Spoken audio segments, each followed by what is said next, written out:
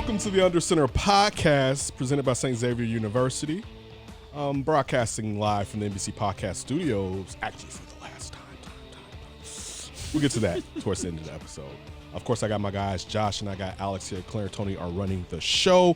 We got to talk, of course, Bears training camp to go along with the Hall of Fame game, but I got to find out what my guys have seen at camp, particularly how well Caleb has performed of late.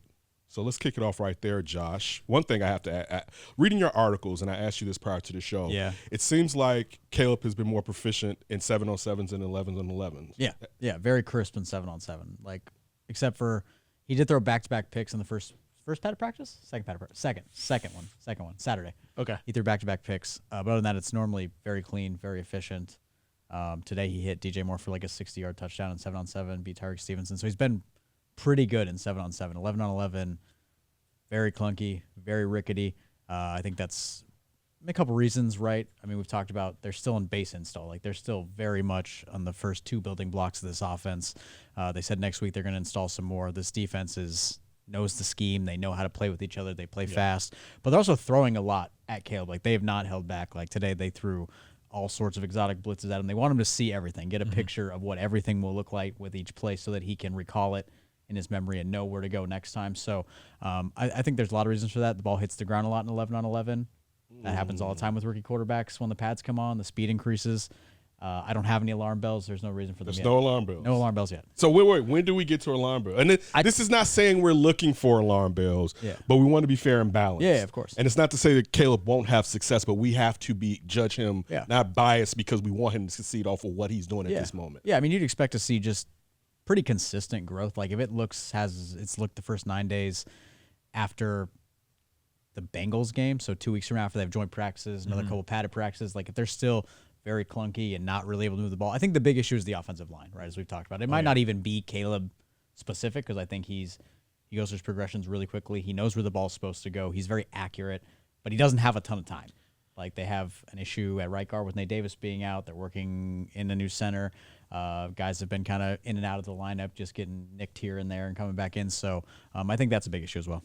And then, the defense, as Josh alluded to, knows what they're doing, and they're very good out there. We talk a lot about how the Bears secondary is so good, right? They have incredible coverage guys, and some cases the line does hold up. Caleb goes through his progressions, everybody's covered, and then he's outside the pocket trying to extend the play, and that, maybe leads to a completion, maybe leads to a throwaway. But they're not going up against slouches either. This is a defense and a secondary specifically that we're expecting to be an elite unit. So, as DJ Moore and Keenan Allen and, Roma Dunze, as they are, as Josh said, on the install phase of this, and the Bears defense can just do their thing, sometimes guys just aren't open at this stage. So, yes, we're not panicking because, the defense is not learning right now. They're getting in game shape. They're getting ready. And the Bears, as Josh said, they are still doing that install. So they're just at completely different levels of training camp right now. Yeah. The back-to-back picks, were they Caleb's fault or was it from pressure? No, 7-on-7, so no pressure. Okay. Caleb's fault, just 2 overthrows. Yeah. Really? Yep. How many interceptions has he thrown that you would clearly say it was his fault?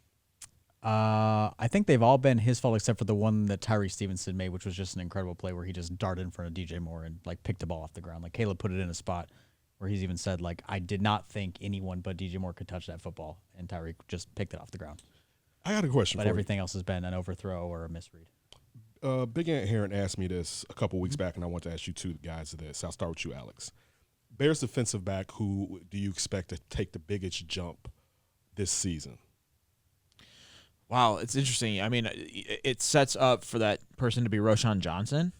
Defensive back. DB. Oh, I'm sorry. I heard running back. Defensive back to take the biggest jump. That's absolutely Tyrique Stevenson. He was trending up last season. The beginning of last season was rough, as we all saw, similar to Kyler Gordon his rookie year, and then he got better. And now, working with John Hoke for a full year and, understanding what he's doing, he said that he's just way more confident. It's thinking less and playing more. That sets up now for his instincts to kick in, for him to play physical, to make more plays on the ball. So I defensive backfield alone, the entire team, I think Tyrique Stevenson is set up to make one of the biggest jumps on the team. I would say Kyler Gordon. I thought you were. Yeah, I think I'll say Kyler Gordon. I think Tyrique Stevenson might have the biggest room for growth, but for a guy who gave up, second most passes, most yards, most touchdowns, highest passer rating, he's got a lot of work to do, and he did get better. But I have to see it. He's been getting beat a pretty fair amount in practice, just because I think he's really overzealous. He's very confident in his coverage techniques. He's bitten on double moves a couple times. I think Kyler Gordon he was pretty good last year. I think he can be a Pro Bowl nickel. I think that's where he goes. So I think I want to see Tyrique Stevenson make a jump before I say he's going to. We've already seen Kyler do it, and I think he can do it again. Now, and I'll get back to offense in a second, but I want to ask you, I want to stick with, I said Tyrique, but I said to him, I want to go Kyler, but I'm going to go with Tyrique. Yeah. When you're saying that he's biting on a lot of moves because he's anxious, yeah, is there one receiver that's getting him more than any other receiver? DJ. Okay. Yeah, it's definitely DJ. And he goes up against DJ a lot. I'd see Jaylon on Rome a lot, and they like to put Keenan in the slot to give Kyler work that way. And when you're talking about him being a Pro Bowler now, talking about Kyler Gordon. Yeah. Where do you rank him right now as far as nickels in the NFL? I'd have to have a list. That's a tough question. Okay. Yeah, I'd have to. A tier? I'd say probably the second tier. Okay. I think he's not elite, but I think he can become elite. Yeah, because I think especially when you saw the instincts kick in, you saw how good he is as a blitzer. He's really good in run support. I think if he stays healthy, he can become elite. Okay. Now, offensive line, you mentioned Nate Davis being out. Yeah.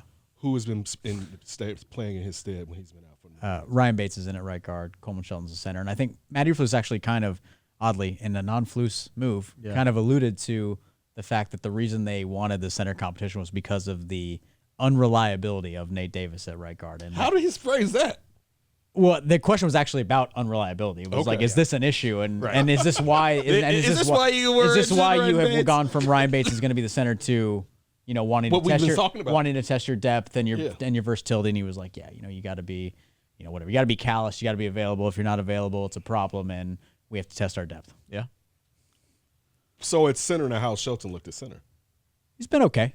Yeah. It's hard to tell. There's only been 2 padded practices, and you can't really evaluate the non-padded practices, to be quite honest.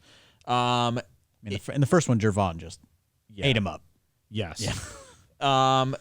And the thing is, it's kind of looks sloppy all over the field. Yes. There have been struggles not just at center, not just at guard. There have been struggles on the edges. Montez Sweat is just, moving Darnell Wright at times. Braxton Jones on a snap count. Whoever is coming in as that third tackle, whoever they're putting in there, struggles. But again, it's been 2 padded practices, and the offense is behind the defense at this point. It'll be interesting to see what it looks like in the preseason game, in the joint practices going forward. But it's not limited to center where the struggles are. Yeah, and operation is also a big issue because they've been pretty clunky with false starts and delay of games, and then I think because of that they started getting off the ball slow because they had, I think what we count, 10 false starts and 2 delay of games in the first 2 padded practices, so they started getting off the ball slow and then getting beat that way. Now the delay of games are on Caleb. Correct. Yes. Correct. What have the coaches said about the offensive line, and how long do they think the offensive line will be? How soon do they believe it will start to gel? It's a work in progress. Really? Like everything, we're just going to play it out. There's no timeline. Yeah. It's going to play itself out organically. We're all day to day, Kenneth. We're all day to day. We're all day to day. I don't know. Can't put a timeline on these things. Yeah, right. You'd like to put a timeline on it, but you can't. Yeah, right. Yeah, right. Montez Sweat. Yeah. What happened with Montez Sweat? I heard he's getting a little too touchy. He get a little handsy. Getting excited. Yeah, getting excited. He knocked the ball out of Caleb's hand one day in non-padded work, and then 2 days later in padded work, muddy pocket, and he hit his arm and made him fumble. And 2 forced fumbles. Yeah, you shouldn't have forced fumbles. Matty Eberflus quickly pulled him from the drill, and I believe told him, you're better than that. You'd be sick if something happened. You're a better athlete. You need to be able to make Caleb feel the pressure, but not hit him. But that also goes to show, how badly he is beating guys. Well, he's on top of them, top of them, and very quickly, very quickly. Your Darnell Wright, he's doing this to your Darnell Wright. Oh yeah, it is. I would not say it's been a kind couple days for Darnell Wright. No. And what is Darnell? Has Darnell had anything to say? Have you talked to Darnell? Yeah, but he didn't say much. It was before. It was before padded practice also. So When you get the tackles before they put the pads on, it doesn't really do much for me. So how soon do you think you'll start to get the returns that you thought last year that you were going to see in Darnell Wright stepping up and becoming the type of player? Because, again, this is early. He's still a young player. Yeah. And I think also believe that we think we got a better version of Montez Sweat here than they had at the Commanders, too. Yeah, no question. Yeah, I don't know. I mean, I think Darnell, he had the shoulder thing last year. I thought he played pretty well, but he had some rookie bumps. I expect him to be good this year. Like, I've been kind of shocked with how – I mean, Montez is a really good player. He's a Pro Bowler, but he's been getting beat pretty soundly. And he's going to have to go up against Aiden Hutchinson. Right, exactly. It's not like it gets easier, right? Like, it's not like we were talking, I think, today where it's like, it's not like the Bears are the only team that has an elite defense. Like, this is something this offense just has to get used to. They got to get better. Physically, how does Darnell Wright look? Good. He's big. He's in good shape. But did he come back? Like, because it seems like there's a difference between a player coming in from college who's been on the banquet circuit. I think he's got then you're more, a pro more now. Yeah. He looked like, even though you're the at school, nutrition, the weight program. Yeah. You're not training for the combine. Yeah, he looks bigger. Now, again, look at me from a naive view right here. Could it be? And I know you don't want Caleb to get hurt. Could it still be a positive to learn, one, how to hold on? Because what is he going to do in a real game if a defender gets through and you're not holding on to the ball tight enough, you're always getting the ball knocked out of your hand? Also, is he hitting his arm or is he hitting the ball? So the first time he hit the ball, the second time it was the arm. Really? Yeah. Has Caleb said anything about it? And I'm not even saying complaining-wise, but just as far we didn't. more ball security. No. I imagine it's one of those things where Montez gets kind of chastised in the moment, and then they go in the meeting room, and it's like, I know you're not supposed to be hit, but like, hold on to the football. Right. Yeah, right. That's what, I mean, to me, it's a double no, but just one is like, definitely don't do that. It's a double. Okay. Of course, and I agree with Matt Eberflus saying that if you know how mad you're going to be if Montez Sweat breaks Caleb Williams' finger. Right. Exactly. Yeah, I agree with that. Yeah. Right. But again, now the second time you said he hit his arm. Yeah. Right. Yeah. So, but it's still also. But that could also be bad with the elbow. You remember how Brock Purdy got hurt? No, Brett, that was crazy.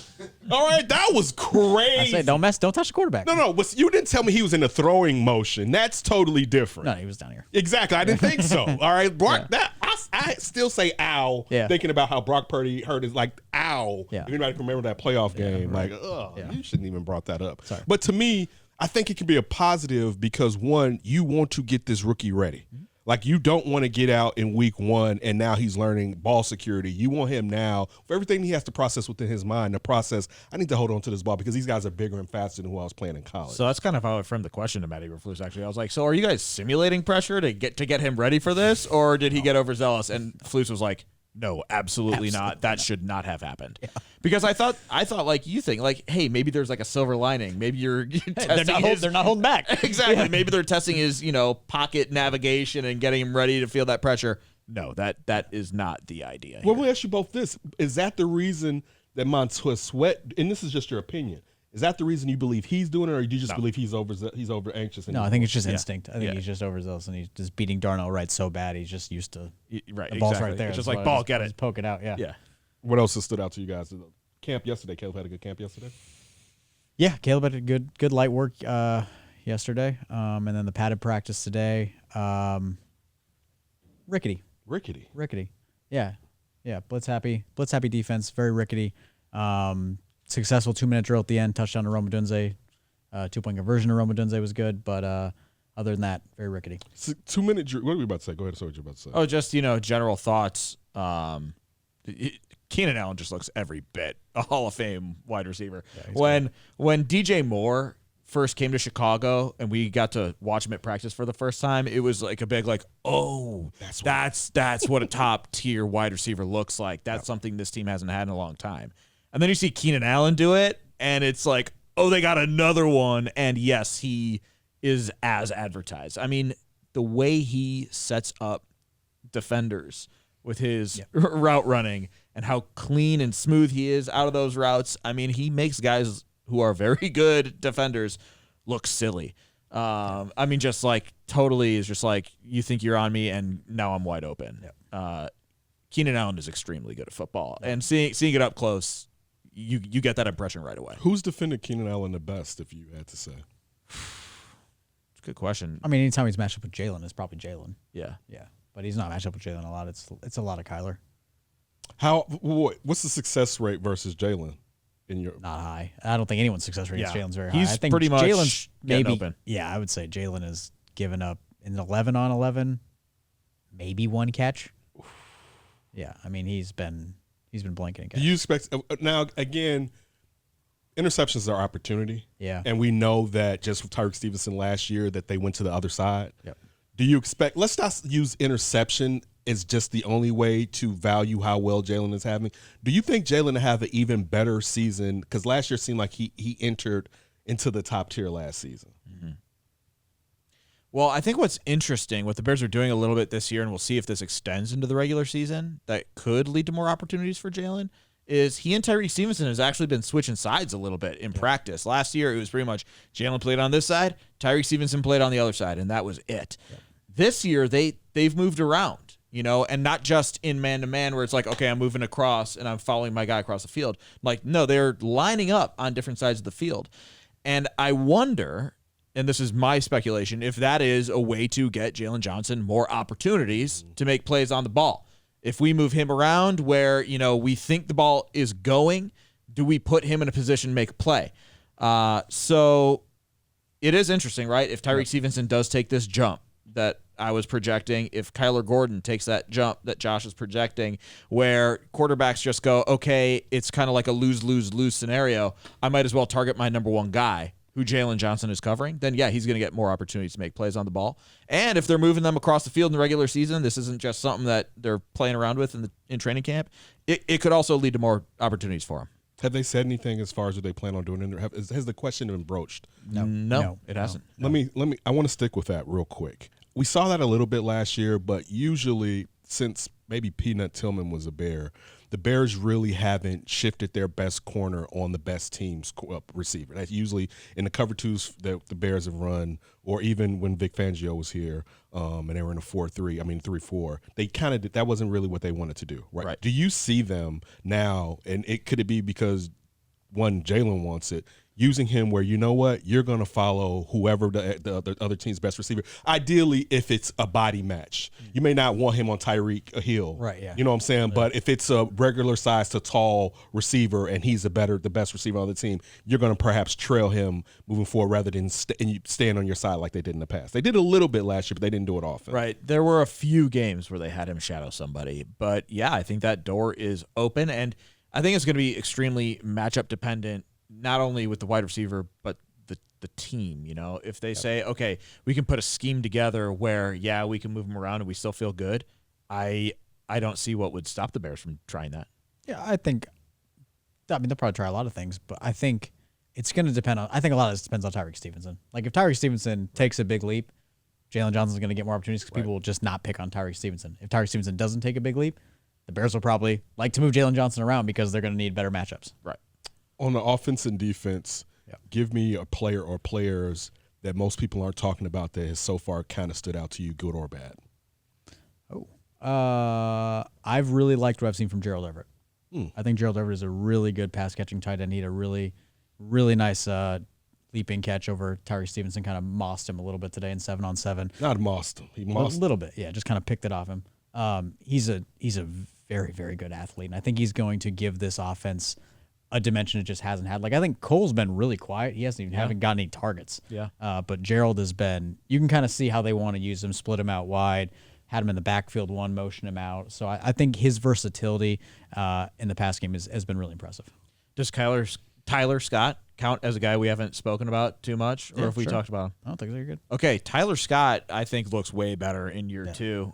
Just looks more, I don't want to say prepared, because I don't want to drag his preparedness last year, but maybe he belongs a little bit more. The drops are down. Yeah. His route running looks more crisp. He just looks more confident out there, and he talked about the game slowing down for him. And if people, because we have talked about Tyler Scott a little bit, I'll throw DeAndre Carter in there too. I thought DeAndre Carter was going to be a guy who is just a return specialist and maybe would line up every once in a while at wide receiver. But when he's had opportunities, the ball's found him in the passing game way more than a Velus Jones, for instance, where, 30, it seems to be a number I'm writing down way more than I thought I would in the pass game. You mentioned as far as Joe Everett and being in the backfield. Do we now know is Shane Waldron and of course Matty Bufuso have to be involved in it? Are they going to keep Kari Blasingame and keep a fullback? Or? I think so. I mean, we'll see. We'll see. I that is something I've been very interested because Luke Getsy was so pound the table for a normal fullback, and the Seahawks did not use a normal fullback at all with Shane Waldron. They did not. But what's interesting, and again, it's so hard to tell because this is the time of year when they're going to try everything and see how it looks. And it might be like, okay, we like this, or okay, this is not working, and now let's throw it in the garbage. But the Bears have run a good amount of I form also, which is just like the return of the I formation in Chicago, Illinois. Can you believe it? So they've got Kari Blasingame working as a lead blocker. And he's sprung some, quote unquote, big gains because nothing in the run game is real in training camp. But he has sprung some big gains for the halfbacks behind him. Josh, what's the international roster exemption? How does it help the Bears or hurt the Bears? Oh, they used it. It's only for the preseason 90-man roster. So they had 90 guys. They get an exemption because Tory Taylor is Australian. They used it on our guy Roy. Demetric Felton. Right, but last year they used it on Roy Mbakita. Oh, Roy Mbakita, yes. Yeah, and so they moved Tory to that list, and they signed Demetric Felton because Travis Homer and Ian Wheeler are currently not practicing, and someone's got to take these carries in Canton, and it's not going to be DeAndre Swift. Is Travis Homer going to make the team? I'm sure special teams guy. Okay. Yeah, he's still a core special teams guy. Core special team guys. Special teams. How much have you seen those special teams right now? I mean, a little bit. They do every day. I'm very interested. That's the one thing about the Hall of Fame game I'm interested to see is what the teams do with the new kickoff. Okay. It's watching them work the new kickoff rule. Is very interesting. It's weird because you're so used to everybody running all over the place, but now they have to stand still and wait for the ball to either land or be caught before they can run. And I've just been interested in who's watching who's taking off first, what are the first moves, what does it all look like? I don't think it's just us on the couch. I think the coaches are also really interested in do you have a guy kind of spying in the back to watch the catch? Are you watching the kicking team to see who moves first? Yeah. The whole operation is going to be really fascinating. How much scoring do you think is going to come from how they've changed the kickoff rule? I think I'm sure some team will find some sort of little, something like Bill Belichick would have done it, or maybe the Ravens will do it where all of a sudden someone has 3 kickoff return touchdowns in 4 weeks. It's like, wait, what? Yeah. And then by week 6 they figure it out. Yeah, right, yeah. Someone will find the wrinkle. You mentioned the Hall of Fame game. We found out that the starters aren't going to start during the Hall of Fame game. Caleb's not getting no starters. How dare they? No starters. They're going to do a heavy padded practice on Wednesday, the starters, and then take Thursday, Friday off. And the guys who are playing get a light walkthrough because they're going to play. Because they're going to play. Is there any light walkthrough guy that you're looking forward to playing in the Hall of Fame game? Oh, sure, Tyson Bagent. Yeah. Okay. Of course. That's the guy who came to mind for me first. Yeah, of course. Yeah. Okay. So how far down the receiving depth chart? So Scott should play and Bayless should play then? Or is Scott? It's going to be interesting. I'll let you know tomorrow. Okay. When I see who's doing the heavy padded practice. And just doing the light walkthrough. Yeah, I mean, it could be something where, I bet you Bagent, Tyler, Bayless, maybe they get a series. Mm-hmm. And then after that, it's Brett Rippon, Austin Reed, Freddie Swain, Peter LeBlanc. Dante Pettis. Guys, things of that nature. Who's going to be the defensive guy that we go crazy, fans go crazy Reedy about? Shepard. Who? Reedy Shepard. Reddy Shepard, the cornerback? Reddy Stewart? That's his name. Reddy Stewart. That's his name. Reddy Stewart. Yeah, UDFA. Yeah. Yes. Yeah.